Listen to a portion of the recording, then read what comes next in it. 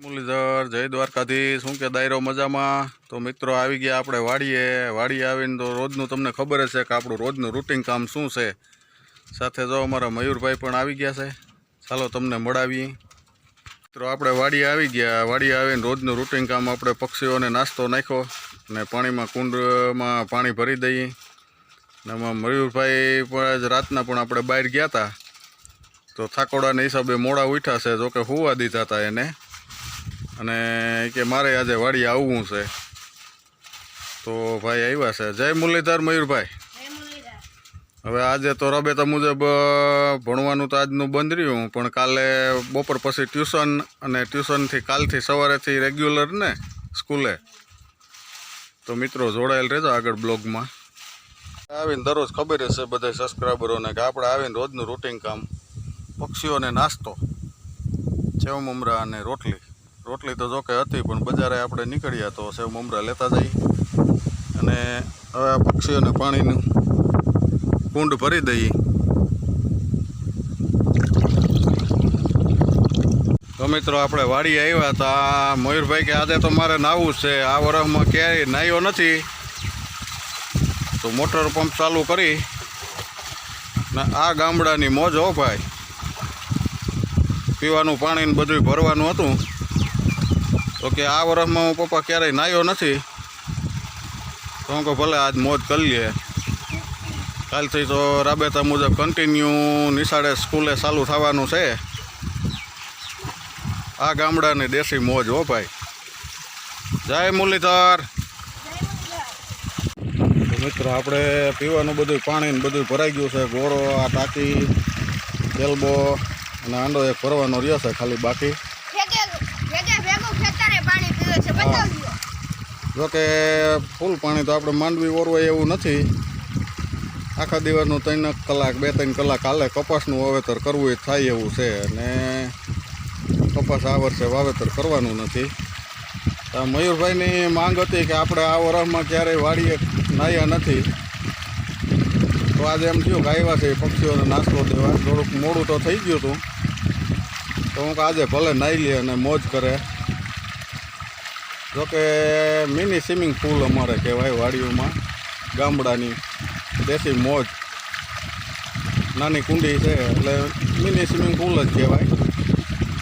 જોકે દિવાળી પછી કંઈક કુંડો મોટો બનાવવાની ઈચ્છા છે, જોકે અત્યારે તો વરસાદ થઈ ગયો, નાગડી રડી ગયું છે।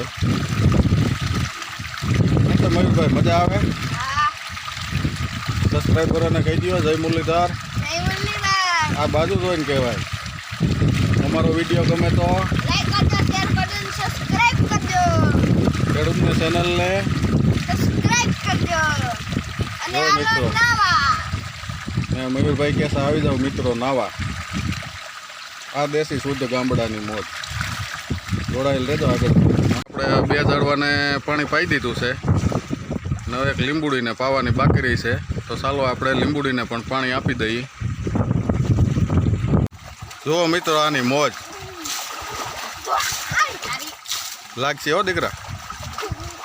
જોકે કુંડી નાની છે અને ભાઈ હવે મોટા થાય છે, તો નિરાંતે કંઈક આયોજન કરશું મોટી કુંડી બનાવવાની। આ ગામડાની મોજ હો મિત્રો।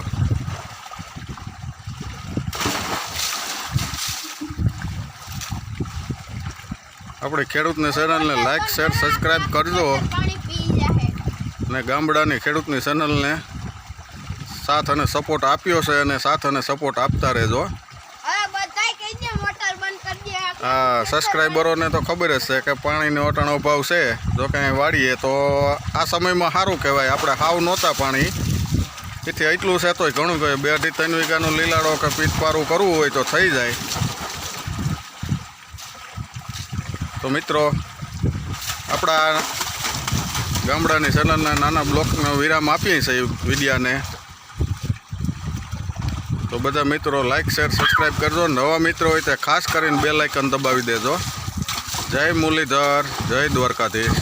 મિત્રો જો આપણે ઝાડવા પાઈ લીધા, 2 ટાંકી પીવાની, મોટો કેલબો, ગોરો, બધું પાણી કમ્પ્લીટ ભરીને રાખી દીધું। જોકે વરસાદની તૈયારીઓ છે, અને કદાચ વરસાદ આવે તો આપણે કોઈ વાવેતર થતું હોય આજુબાજુવાળાને પીવા થાય, આપણે પીવા થાય, અને બધું કામ પૂર્ણ થયું છે.